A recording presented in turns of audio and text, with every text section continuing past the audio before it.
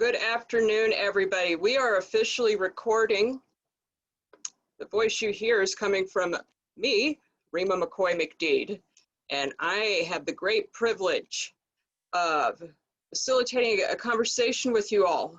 And the title of the conversation is Got Implicit Bias. This is very much an introduction to paradigm shifting race and equity work for employment support and transition professionals. This is not a one and done type thing, folks. Please understand, you are the intent behind this two-part series, and we're starting today, ending at 4:15, and then we will come back together next Wednesday, the 28th, from 3 to 4:15 as well. The intent behind this conversation is not to ensure that you walk away from it fully able to provide services and supports to racially marginalized people. That's not the way this type of thing works. This is meant to merely scratch the surface and hopefully intrigue you enough to want to continue to embark on a journey of beginning to understand that the provision of services and supports to racially marginalized individuals is a different experience than it is for individuals that are white. And so I, again, appreciate that you all are here with us today. And we've got a lot of ground to cover in a short period of time. And so we're going to talk about, obviously, what implicit bias is. But when we're talking about what something is, especially something that's as, well, in the minds of some people, provocative, we also need to spend an amount of time talking about what it isn't, so that we're all on the same page. We also absolutely need to talk about how and why we hide during conversations about race in our respective agencies, in our sector. This actually exacerbates barriers to employment for racially marginalized folks, for brown and black job seekers, and transition students. So it's hugely important. We're also going to accurately define racism amongst a bunch of other terms. Conversation in this country in the past 6 months or so has shifted exponentially with regards to the topic of race and equity. We're using a lot of terms that we either haven't used in the past or haven't been comfortable enough to use in the past. And as a result, I think sometimes, at least I personally encounter folks using terms like white fragility and white privilege and racism in ways that make me wonder if the person that is using those terms knows what they actually mean. We're going to actually invest a fair amount of time today grounding ourselves in a common understanding with regards to a lot of these terms, including racism. Please understand, this is not a training on how to do job development. This conversation takes into account the fact that the vast majority of you have been doing this work for a long time, have lots of credentials, have all the graduate degrees in the world, and all the expertise with regards to the provision of services and supports in employment support and transition type arrangements. So that's not what this is about. But this is a training ultimately on how to do job development, job coaching, all that stuff in a way that is culturally competent and, dare I say, even culturally curious. In the interest of setting a framework with which to discuss race and equity disparities in employment and transition, we're actually today going to spend very little time specifically discussing employment and transition. We'll spend the lion's share of our time together next week doing that. We are going to set a foundation today.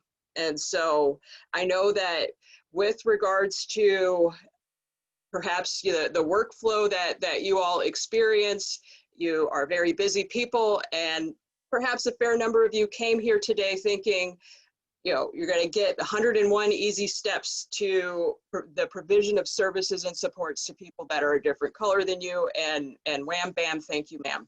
But we need to invest time in grounding ourselves in the subject matter of systemic racism and stop sort of kind of gliding over the surface and trying to do the Cliff's Notes version. You know, our racially marginalized clients deserve better. And so this conversation is intended to support you, to support them better. Let me be clear, this is a safe space, but safe and comfortable are not necessarily the same thing, especially when the subject matter is what it is today, and especially when the individual that is facilitating the conversation is me. Discomfort is not necessarily a sign that you are wrong, that, excuse me, that I am wrong. Typically, what people find out if they're willing to sit with this kind of work, they find that discomfort is actually a sign that they are being pointed in the right direction. Facts weigh more than opinions, and impact weighs more than intent. Please put your questions in the chat. We will stop throughout to address those questions. So go ahead, feel free to use the chat function to do that. I want to thank Jess Crejo and Amy Dessenberg-Wines of IC for joining and actually being the ones that spearheaded this conversation. They are also great supports as far as the technical assistance to me for this conversation today, and with regards to assisting me in fielding the questions in the chat. So thanks, Jess, thanks, Amy. Who am I, if you don't know? My name is Rima McCoy McDeed. My pronouns are she and her. And for those of you that are listening along and not viewing the screen for whatever reason, I will do a quick visual description of who I am. I am a 40-year-old light-complected Black woman with long, brown, natural hair. I'm wearing glasses, and I am wearing a yellow and black shirt that says Black Disabled Lives Matter. I am seated in a white room, and there's a bookshelf behind me. So that's who I am. I'm the executive director of Central Iowa Center for Independent Living and have been so for the past 5 years. In 2018, we won the Organization of the Year Award from the city of Des Moines. CISL, if you're not familiar with us, we are an itty bitty, tiny, we like to call ourselves a boutique provider of employment supports and transition supports as well. We focus on individuals that many of your agencies are not able to provide services to. Individuals that are falling through the cracks. That's what we do. I also facilitate trainings on disability, diversity, intersectionality, implicit bias, privilege, and all of that stuff, typically in the spaces that are inhabited by disabled people or where services are being provided to disabled people. I'm the co-chair of the National Council on Independent Living's Anti-Racism and Equity Task Force, as well as being their treasurer.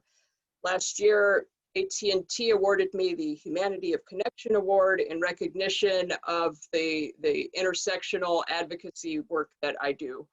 And this year, I was awarded the President's Award and the Region 7 or Midwest Area Advocate Award from Nickel. And then finally, I am the first openly autistic individual to run for state legislature in US history. I lost very badly. Could have a wonderful, lengthy conversation about ableism and racism in the political process, but that is an entirely different presentation for another time. Let's get started. So, while we're focusing on implicit bias as it pertains to race today, that is the focus for today and next week. Eventually, a conversation absolutely needs to be had regarding implicit bias and disability within spaces that provide services and supports to disabled people, including special education programs. Allow me to elaborate. One thing that has struck me in my 20+ years of working in human service agencies is that by and large, I encounter people who are very passionate about providing services and supports to disabled people, but have absolutely no understanding of what it means to have a disabled coworker, or God forbid, a disabled supervisor, with particular regard to intellectually and developmentally disabled folks, folks who are not apparently disabled. Service providers to disabled people tend to be very difficult places for actually disabled people to work. And I certainly speak from personal experience. We need to have a conversation about that. What is the why behind that? That conversation needs to be had at another time, obviously. But we are talking about race today, and so let's kick things off by introducing some terminology, making sure we're all on the same page. So typically, historically, when we have talked about things like race and equity, the word that gets thrown around is diversity, and we use that word in the context of, how do we get more Black people to work at this place? Or how do we get more Latinx people to participate in services? That kind of thing. It's a very focused on quantity. X number of people of color, let's get them at this place. And once that happens, then we are a success. The thing is that diversity, as it's defined, is a word that's way more expansive than the addition of racially marginalized people into a space. Diversity, yeah, it can pertain to race and ethnicity, but it also pertains to socioeconomic background, country of origin, academic professional background, differences of opinions, religious beliefs, political proclivities, sexual orientation, gender identity, heritage, life experience, preference with regards to pizza toppings, et cetera, et cetera, et cetera. It doesn't do the work that needs to be done with regards to addressing racial disparities. That's why we need to shift into thinking about racial disparities or race and equity issues from an intersectional manner. And so, what does intersectionality mean? This is another term that is being used a lot, sometimes being misused. Sometimes diversity and intersectionality are used as if they're interchangeable. They most definitely are not. And so, with regards to what intersectionality is, this is all about the interconnected nature of social categorizations, like race, class, gender, sexual orientation, etc., as they apply to a certain individual or a group of folks. And they're generally regarded as creating overlapping and interdependent systems of discrimination or disadvantage. What you hear me saying basically is that for us folks who are standing at a whole bunch of intersections at the same time, we're probably dealing with a whole bunch of different manifestations of oppression at the same time. The other thing about intersectionality is that it's all about blowing through the silos that we all work and live in, especially folks that are marginalized, stepping out of silos and meeting each other at our various intersections in order to affect change. Now, with regards to contrasting diversity and intersectionality, one can be attained without addressing systemic oppression. And this is why diversity is a very problematic goal to work towards when we're thinking about inclusion as it pertains to race and equity. Because here's the deal. We can do what we can to recruit racially marginalized people to inhabit a space, to work at an agency, to participate in services. But if we don't invest the time and effort in addressing what about the system that governs that agency created those racial disparities in the first place, we are basically setting racially marginalized people that come into that space up for failure. And when we're talking about job seekers that are racially marginalized, that means that we become a barrier to them becoming successful in their participation in services and supports. And so that's an irony that I don't think anybody would want to consciously engage in. And so we really need to shift from thinking about diversity being the goal to thinking about intersectionality being the goal. Hence what I've written on this slide here, rest in peace to diversity. Let's move beyond it. So, implicit bias. What is it? So, it's defined as attitudes and or stereotypes that affect our understanding, our actions and decisions in an unconscious manner. So I really want to emphasize unconscious.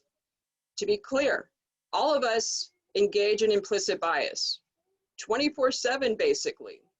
Implicit bias is what has enhanced the sustainability of the human species for eons. Implicit bias is what informed our ancient ancestors that, hey, run, lest you be crushed underfoot by a wildebeest. That same mechanism that kept us from being crushed underfoot by a wildebeest is the same mechanism that here in nearly 2021 causes you to feel a little bit uncomfortable when a Black man gets on an elevator with you if you're a white lady. So implicit bias gets kind of squirrely here in the modern age. You know, implicit bias is very much an old brain thing, and it struggles to accommodate to the modern world that we live in.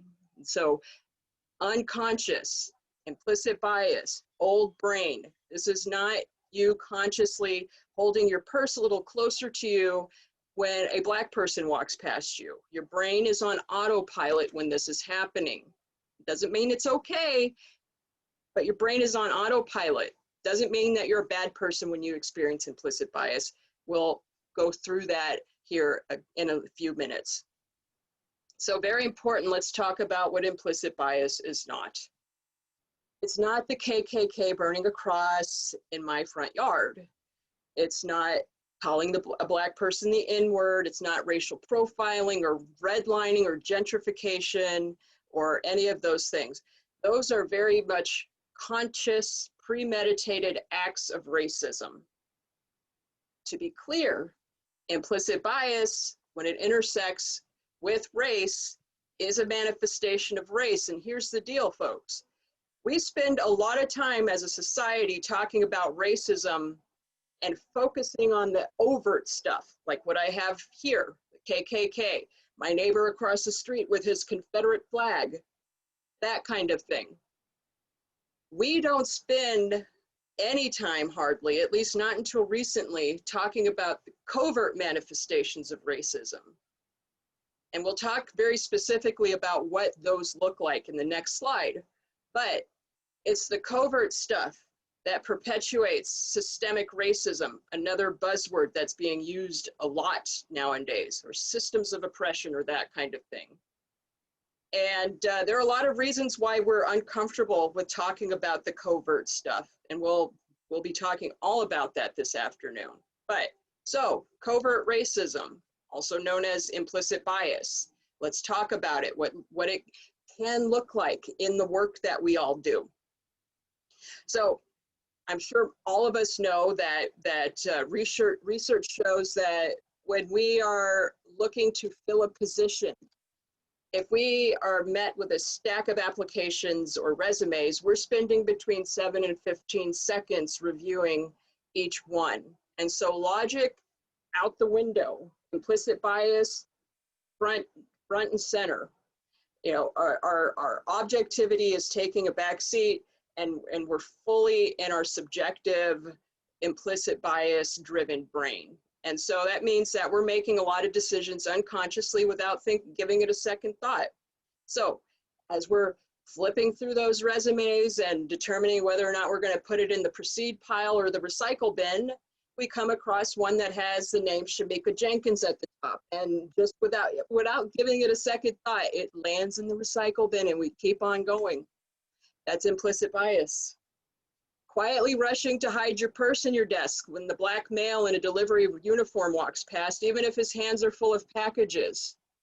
You're sitting there, you're on the phone with your supervisor or whatever, and you don't even look up. You just like, you sense that the black guy with the packages is walking past, and you grab your purse, you shove it in your drawer, you don't even look up, you don't give it a second thought, you're completely oblivious.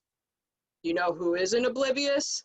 The black guy in the delivery uniform, because that happens to him every day, day in and day out, without fail. That is his life. It hurts, but it's implicit bias, and you're oblivious to it. Experiencing anxiety when a black coworker is not smiling.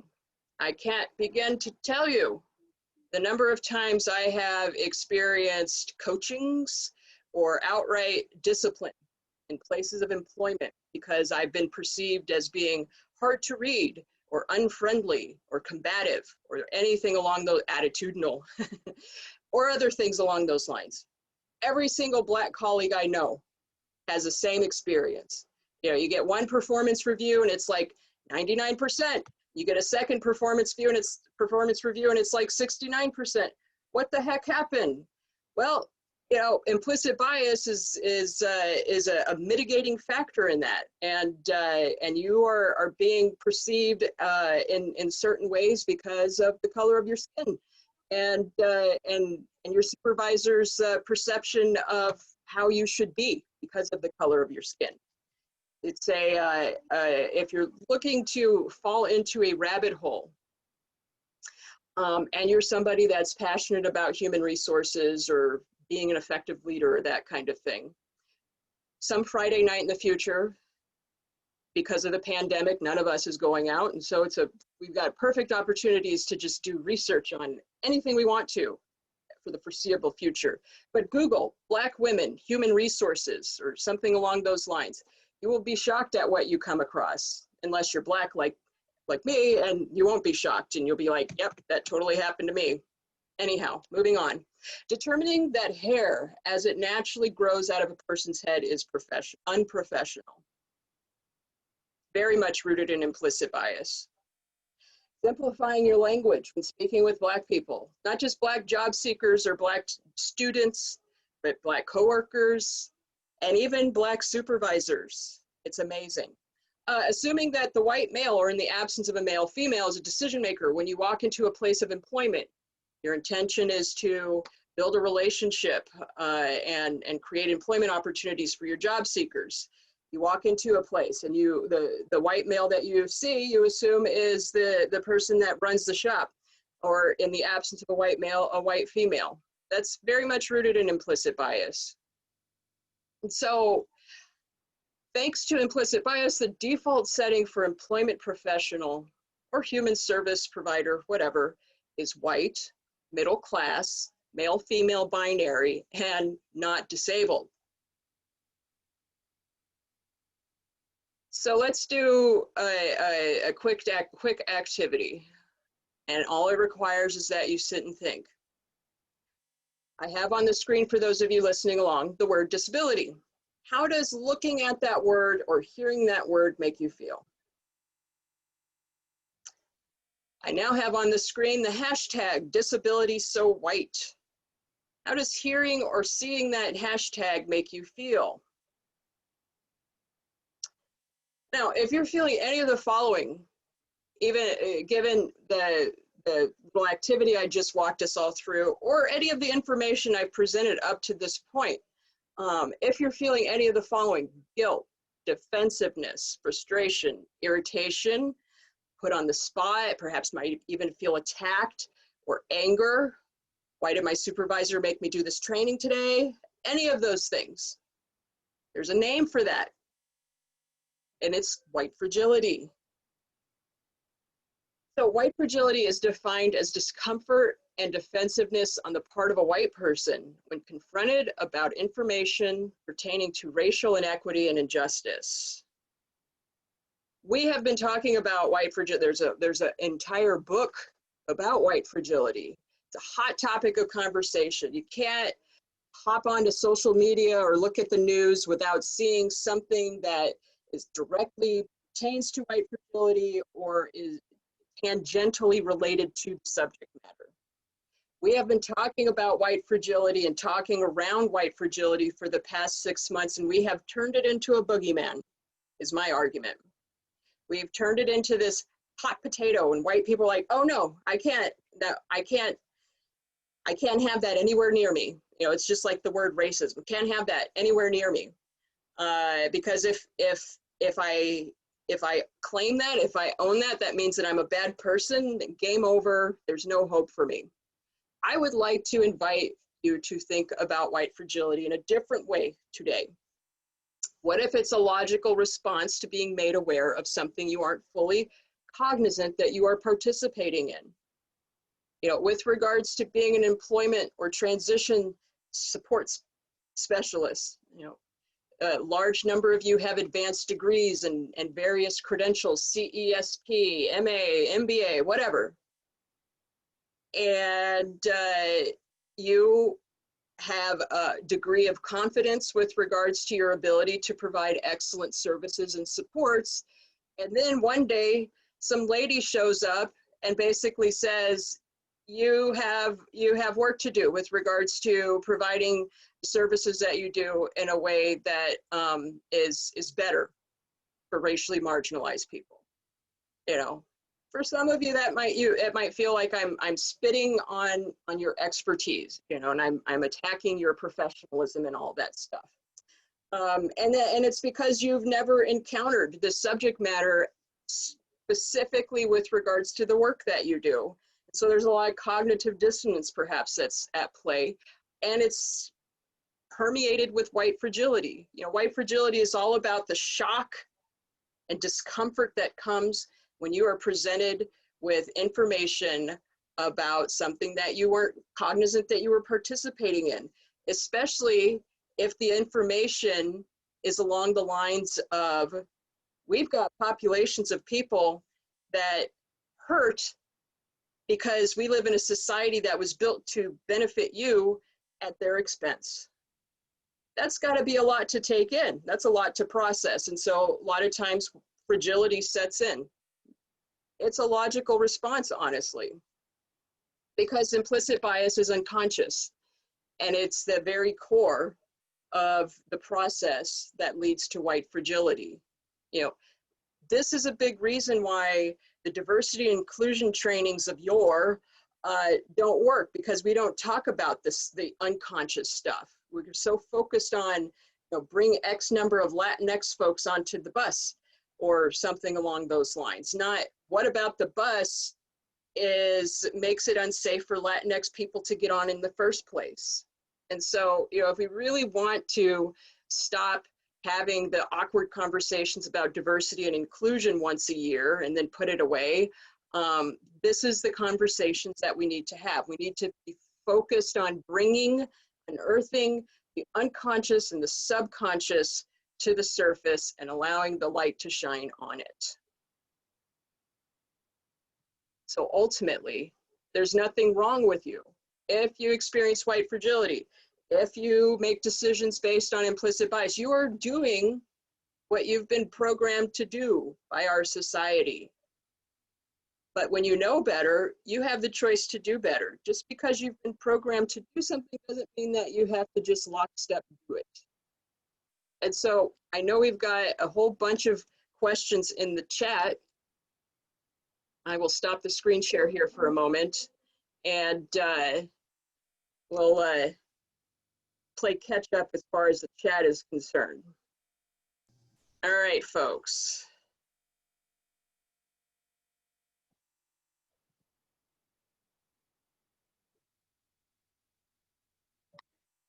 Jeffrey Lauer writes, you may get into it later, but I'm curious to hear your comments on developing the quality of being anti-racist and related to addressing systems change. Yeah, we'll definitely get into that, but thank you for asking. And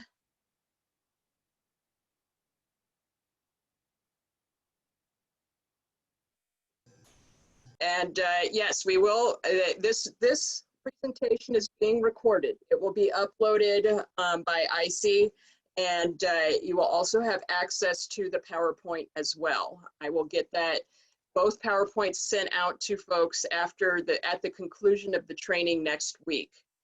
What are your thoughts about not leaving a home address on a resume?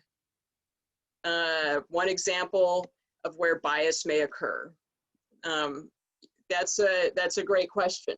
We'll talk about the specifics with regards to employment supports and transition next week, so we'll cover that.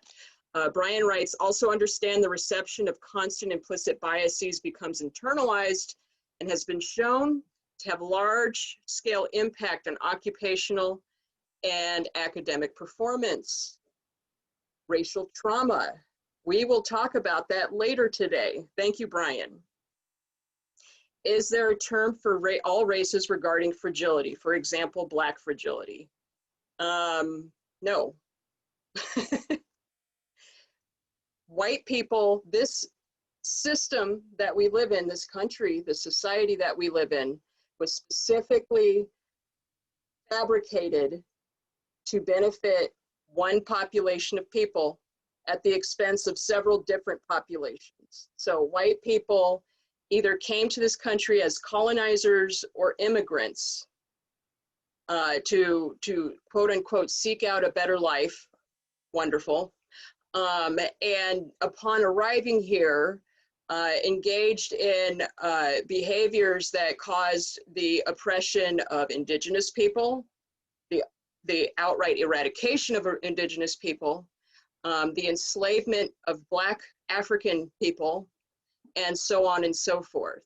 And so, you know, the focus of conversations around fragility are about exposing and unearthing that systemic root of this country. And so, you know, with regard to Black fragility or Latinx fragility, I'm not sure what we would be fragile about our ancestry as it pertains to being enslaved or experiencing genocide or that kind of thing. So the focus for this presentation and really the focus for this work is on white fragility and how whiteness impacts pretty much everything that we do in this country, including the provision of services and supports. So I'm going to go back to screen sharing here.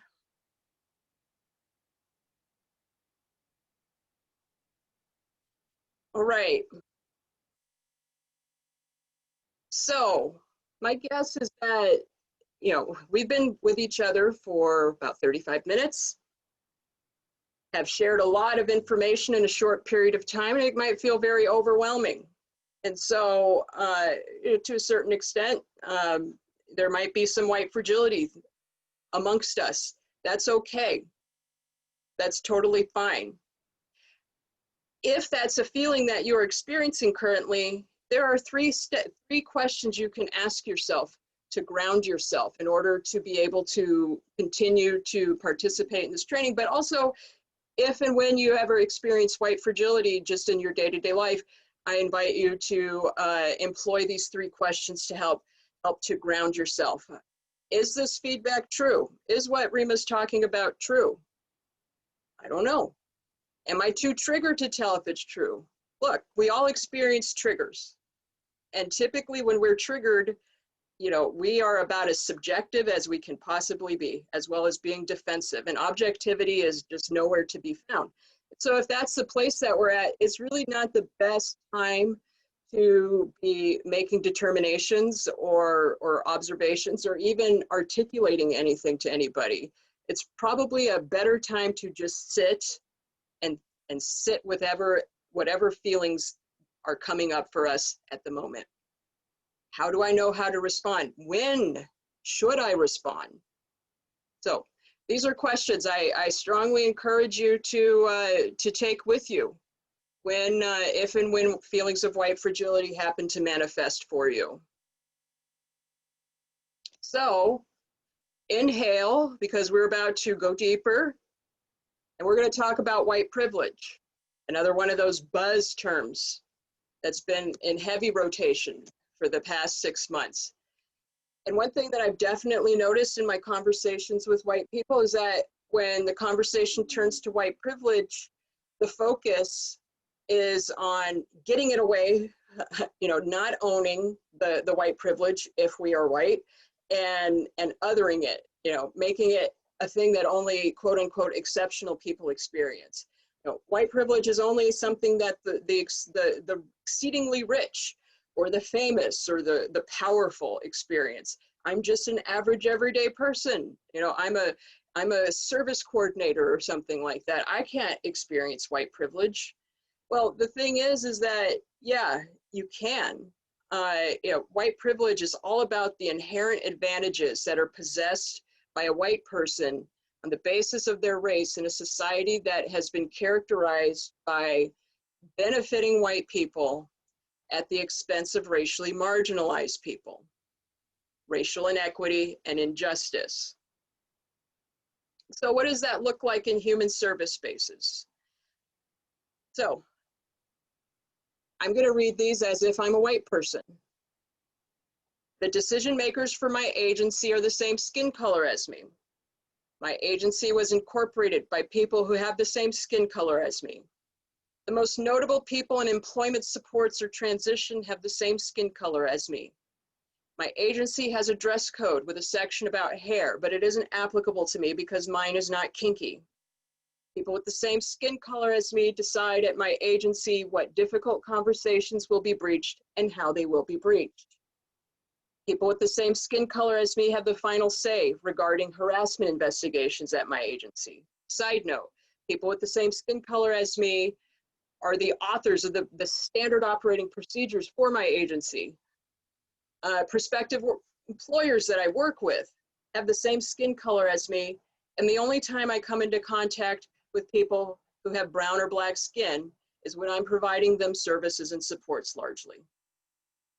Now, yes, some of you are thinking, well, Rima, you are a Black woman, and there's at least one other Black person in the audience today. Yes, there are always exceptions. And focusing on exceptions is a great way of hiding from conversations about the rule, the systemic. And so let's not do that. I hear this on a daily basis because I facilitate these conversations on a daily basis. I can't have white privilege because I have a disability, or I grew up poor, or I'm gay, or I'm a woman. And the thing is that, yeah, you could still enjoy or experience white privilege in spite of all of those things. And the fact that that's the first thing that comes to mind for you when a conversation about white privilege is being had in your proximity is actually a manifestation of implicit bias, because the fact of the matter is that brown and black people can be disabled, can have grown up poor, can currently be poor, can be queer, can be female, et cetera, et cetera. And so if you're saying that your white privilege is canceled out because you grew up poor, what does that mean for the Black person that grew up poor? It's something to think about. And so systems of oppression are not medieval torture devices. They're not a heavy metal band name. They are the framework that we work and live in, and they definitely inform implicit bias. And implicit bias is informed by the system. It's a circle, and it's a very transparent circle. So transparent that if you are white, you don't see it. If you are not white, your survival depends on you seeing it. This is a big reason why these conversations get messed up, because you've got racially marginalized people that are acutely aware of the inner workings of the system, because again, our lives depend on it, our livelihoods depend on it, and our colleagues who are white are conditioned to not see this stuff. And so you've got one person on one end that's incredibly knowledgeable, and you've got the other person on the other end that's totally ignorant. And this is happening in a society that, because of implicit bias, completely discounts and negates the expertise of racially marginalized people. So that's why we're this knee deep into the 21st century, and you know, we're still kind of sort of having conversations that our parents and grandparents generations tried to have back in the day, and seemingly having gone nowhere. So let's do another quick activity. And just a side note, there are only a few images in this presentation, because the focus, the intent is to ensure that this presentation is as accessible to everybody, including individuals that might experience blindness or low vision. That's the reason why there are no graphics on this presentation. It's very important, at least to me, but I invite you to also find importance in this. When we are talking about the disability community, even if we don't have disabled people amongst us, or we're not cognizant that we do, we need to be making sure that all of our presentations are as inclusive as possible. So put that out there. So for those of you who are listening along, I've got the word man on the screen here. What do you think of when you hear or see the word man? So this is the first image that pops up for me when I Google man. And I know that, you know, the search results for all of us can be all over the place. This is what comes up for me. This is a middle-aged white man in a suit. He's got a blue silk tie, very well groomed, gray, closely cropped hair. He's smiling and he's giving a thumbs up. That's what I see when I Google man. Now, what do you think of when you hear or see the words black man? This is what comes up for me when I do an image search for black man on Google. For those of you listening along, this is a screenshot of several black men, including George Floyd, #1, Ahmaud Arbery, who was killed in early 2020 in Georgia by 3 white men. We also have a gentleman who was profiled at customs because of the size of his lips. In the bottom left-hand corner, we have a black man who had the police called on him at a bank when he was attempting to cash a check. But here's the thing. The check that he was attempting to cash was a settlement check that he had received because he had filed a lawsuit against his employer for racial discrimination. So put that together. He sues his employer for racial discrimination, gets a settlement check, takes that check to the bank, and they call the police on him for attempting to cash a check that they don't believe belongs to him. Ultimately, he sued the bank, but ridiculous, my goodness. And then finally, we have a picture of a gentleman, a black man, who was executed in Alabama. So think about the contrast between when I Google man and then when I Google black man. There's a growing body of research with regards to how internet search engines can exacerbate implicit bias. And so this is implicit bias when Googled. It's as simple as that. So for some of you who are thinking I'm getting out in the weeds and you're like, why isn't she talking about supported employment? So first of all, to reiterate, we will get very specific about supported employment next Wednesday from 3 to 4:15. Today is all about setting a foundation. But question, were Black people taken into consideration as supported employment became a thing, came into being? Who inspired this disability rights movement in general? I want to introduce a bit of irony to everybody. So, Brown versus Board of Education, Supreme Court decision, 1954. The Civil Rights Act, signed into law by Johnson, 1964. These mechanisms inspired the disability rights movement. And obviously they came as a result of Black people engaged in the Black civil rights movement.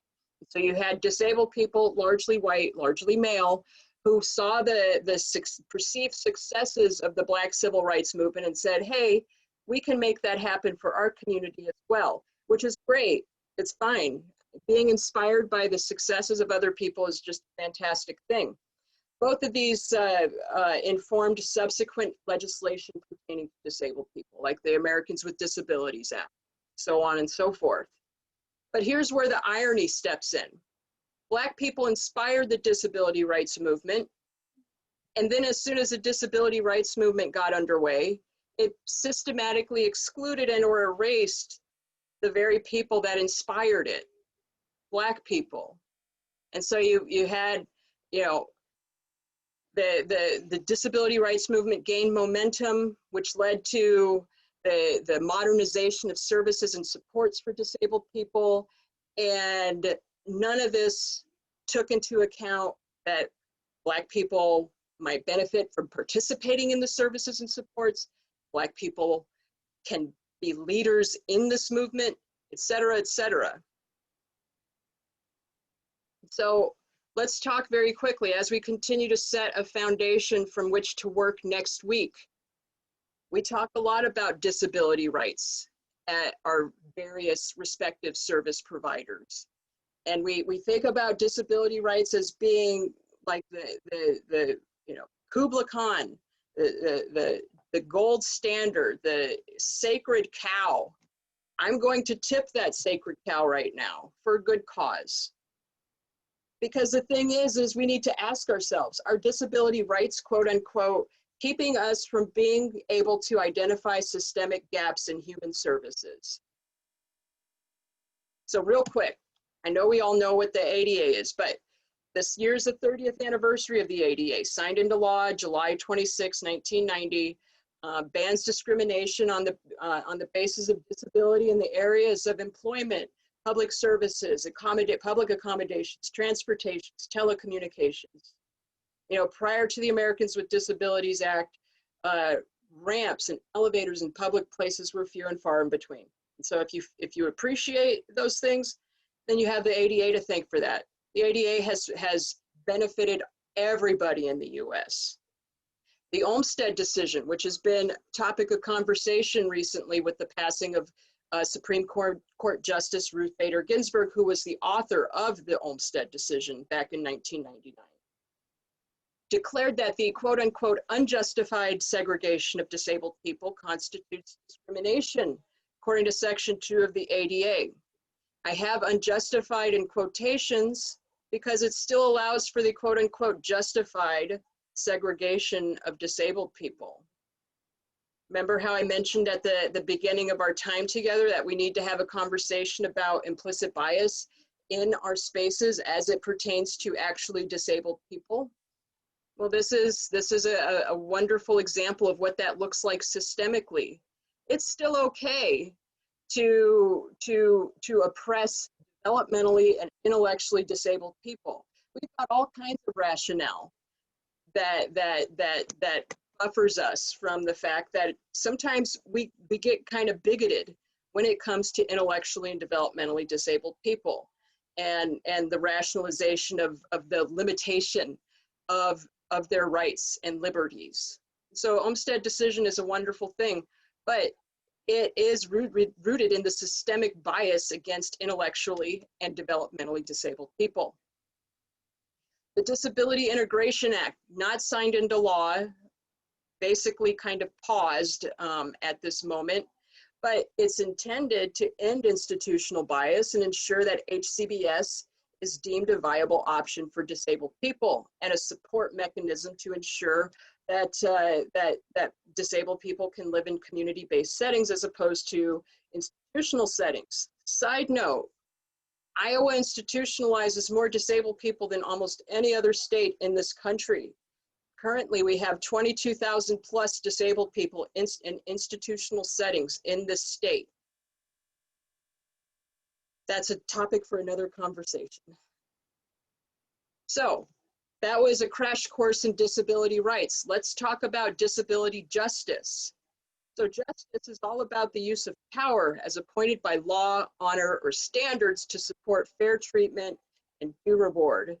And I want to emphasize, sometimes it's appointed by law, but more often than not, it's appointed by honor or standards.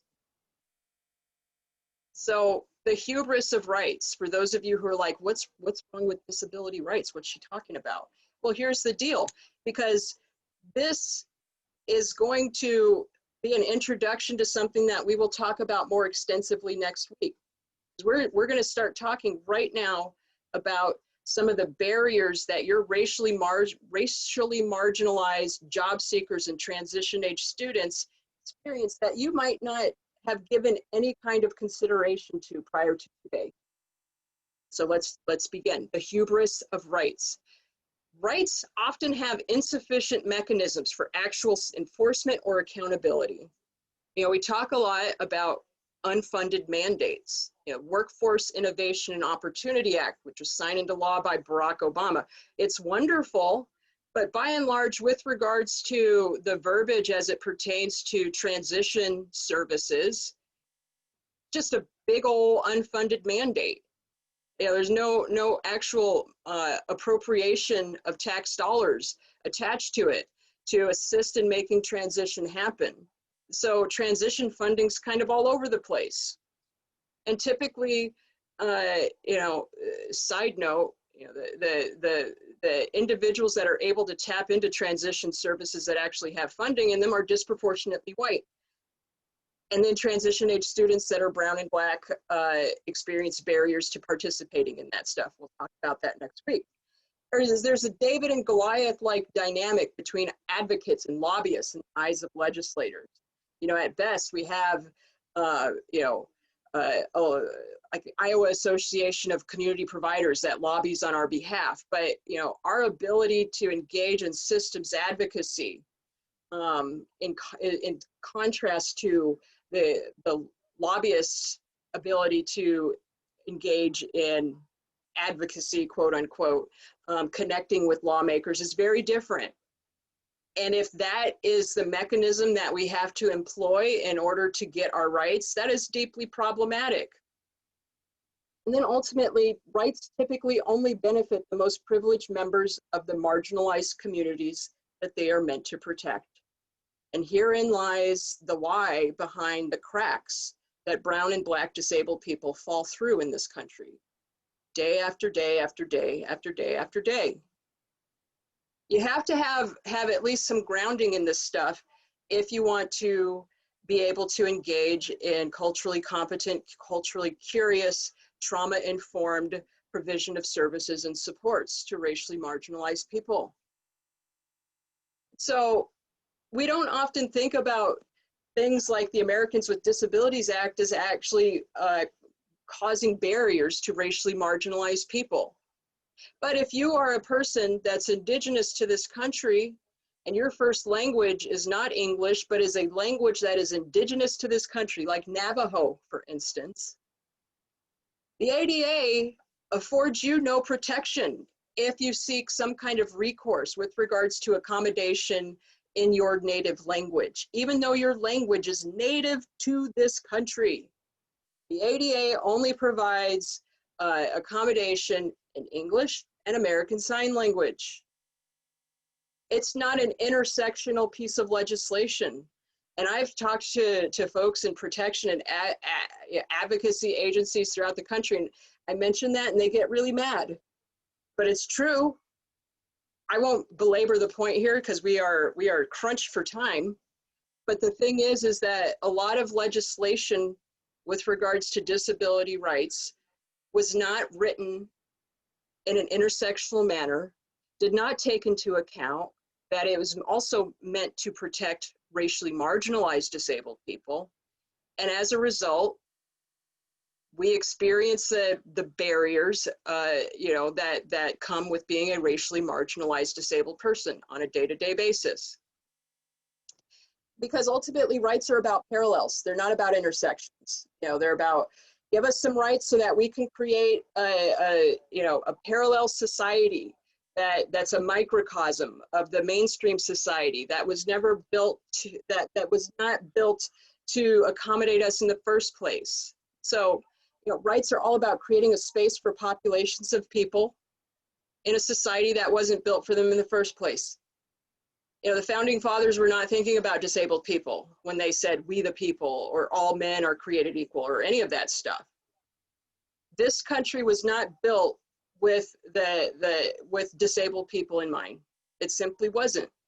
And so after the fact, we spent a lot of time asking for rights to sort of retrofit ourselves, make room for ourselves in a place that wasn't built for us in the first place.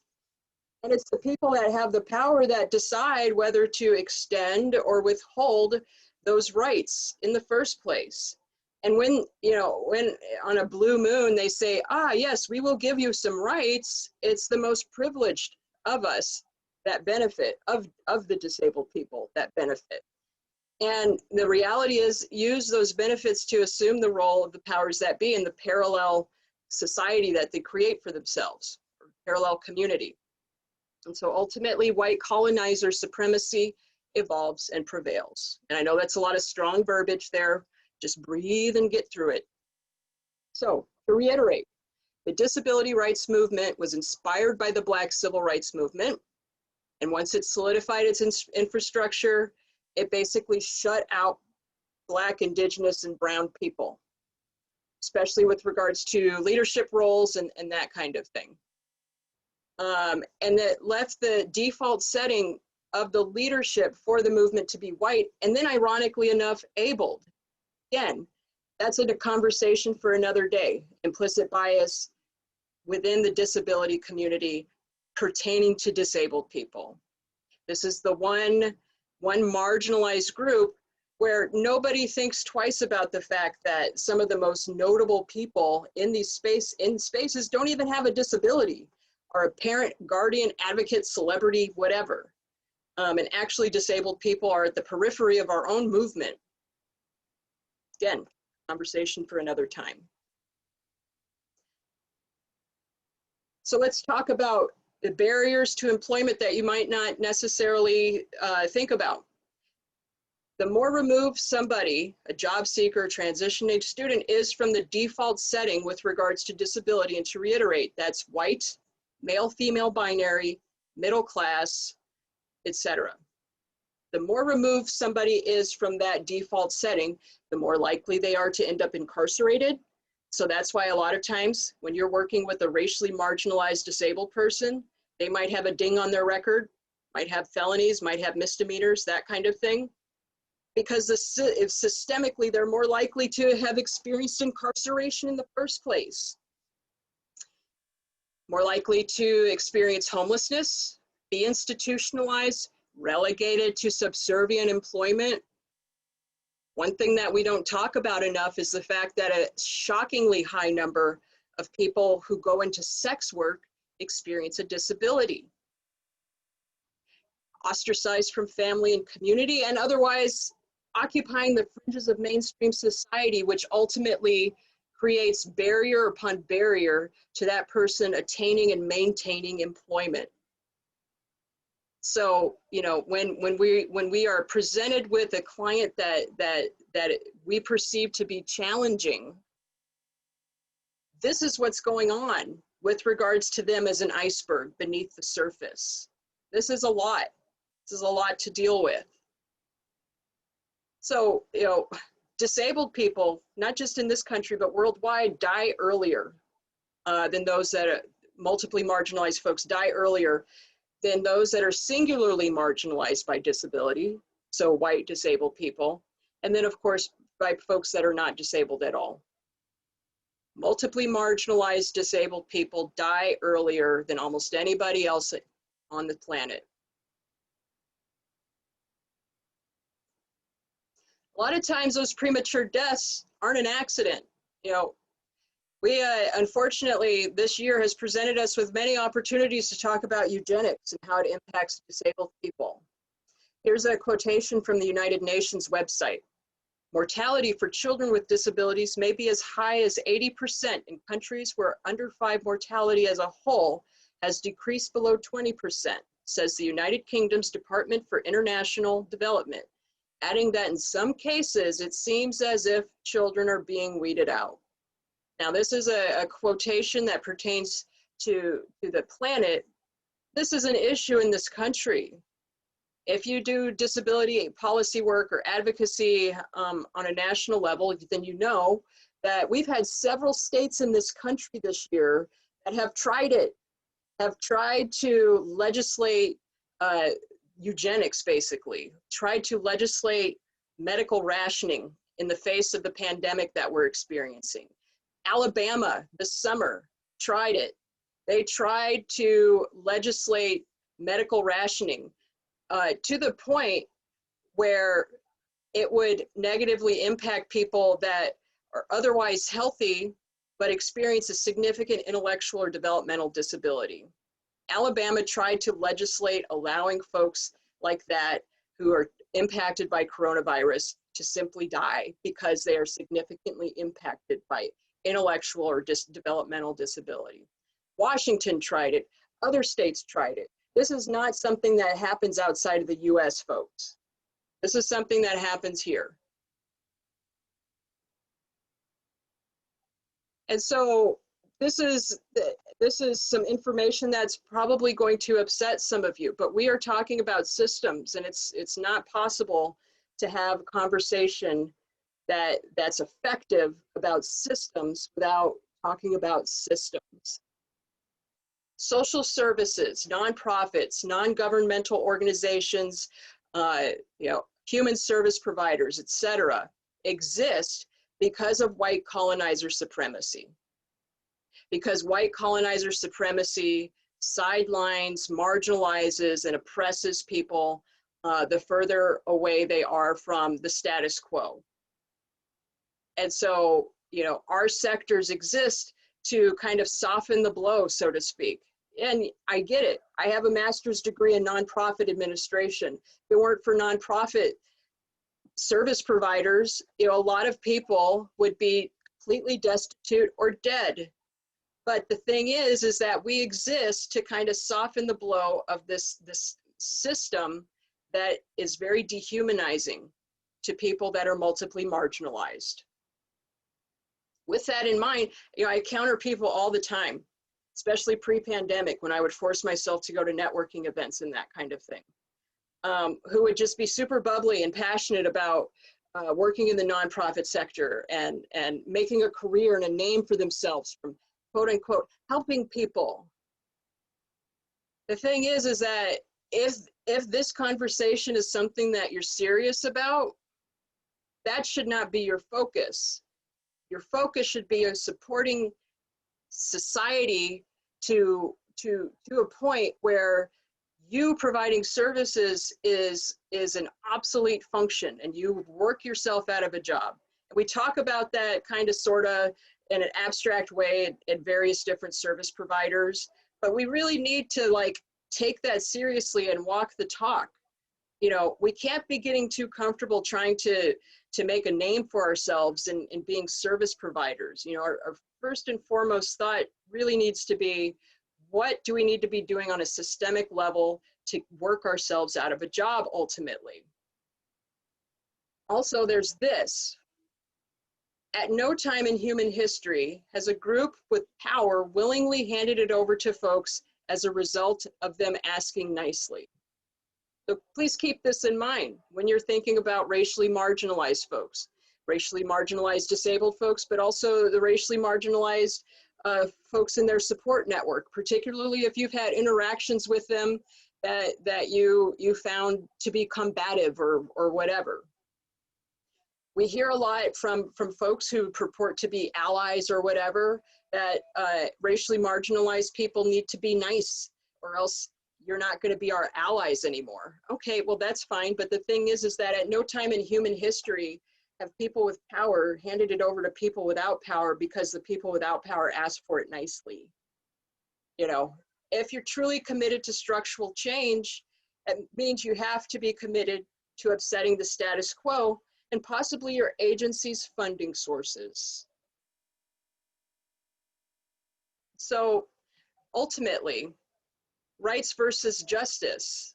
Rights are rooted in the status quo, again, mostly help the most privileged of the marginalized group. You see that all over Iowa.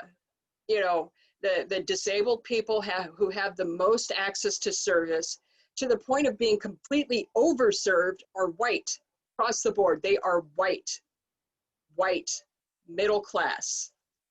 And the more removed a disabled person is from that paradigm, you know, the less access they have to the benefits of the rights, which in and of itself is a barrier to attaining and maintaining employment.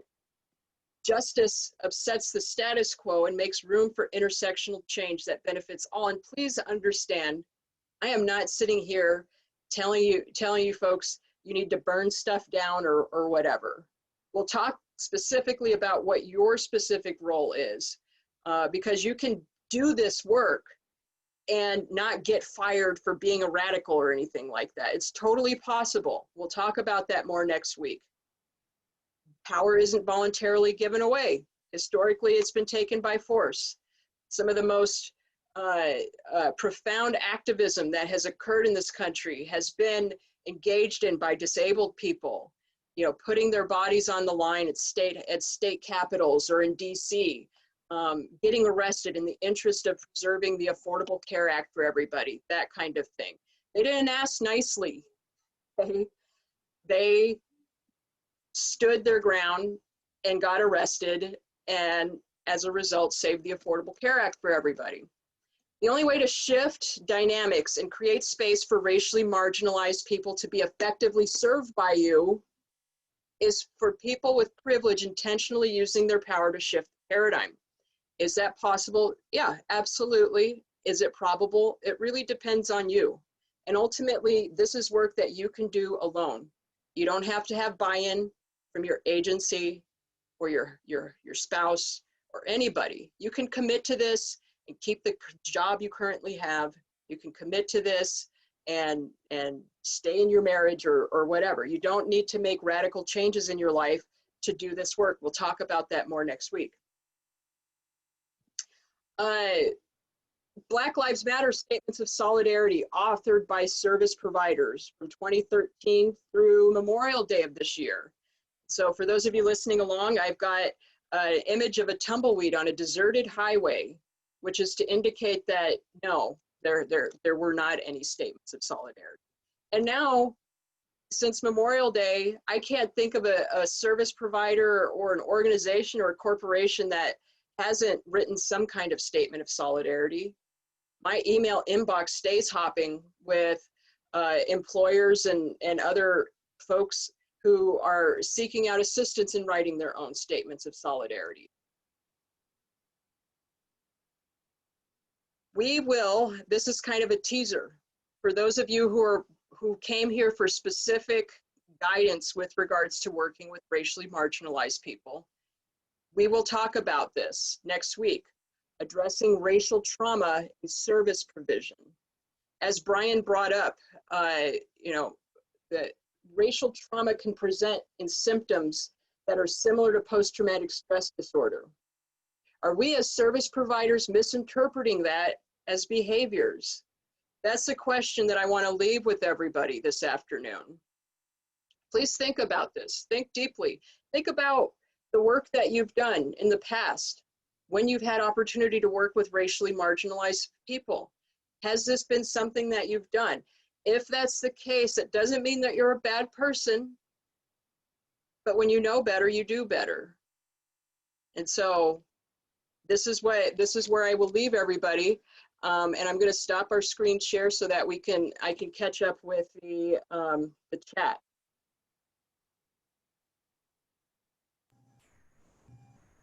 All right. How should we deal with both white and black people who say I never owned slaves or I was never a slave? We need to just stop focusing on things and give people excuses not to do better and be personally accountable for their own actions. Yeah, you know, I'm half Sicilian. My Sicilian family did not own slaves. They immigrated to this country. The fact of the matter is that they are white people. They immigrated to a country that provides them benefits because they have white skin. And so the fact that they never owned slaves is irrelevant. They are still benefiting from a system that enslaved people at the benefit of other people.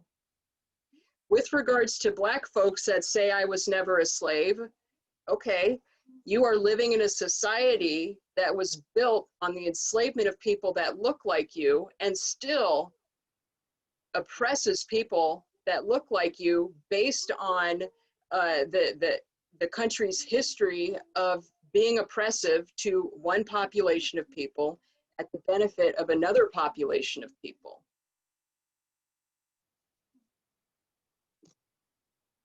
All right.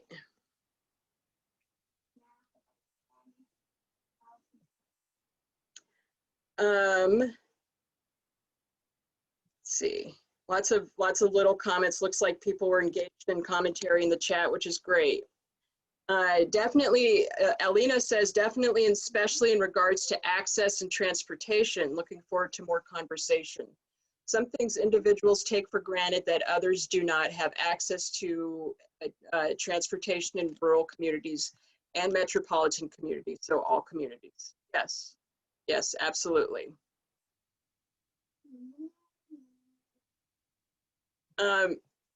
If we do not have full representation of everyone from all different demographics, race, religion, gender, sexuality, I'll also add disability within our state and federal government. I'm almost done, sweetie. Within our state and federal governments, and how will we change legislation and systems that oppress marginalized people? That's a fantastic question. That's a big reason why I ran for office 2 years ago. And it's a big reason why I experienced so much pushback. Because that's not how you know, politics are meant to work in this country, ultimately. It doesn't mean it's a game over type situation. There's historical precedent in this country with regards to profound shifting occurring and being authored by people that are not elected officials.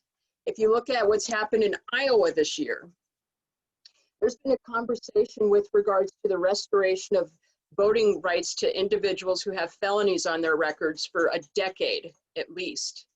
And side note, a lot of disabled Black and brown people have felonies on their records. So this is pertinent to this conversation.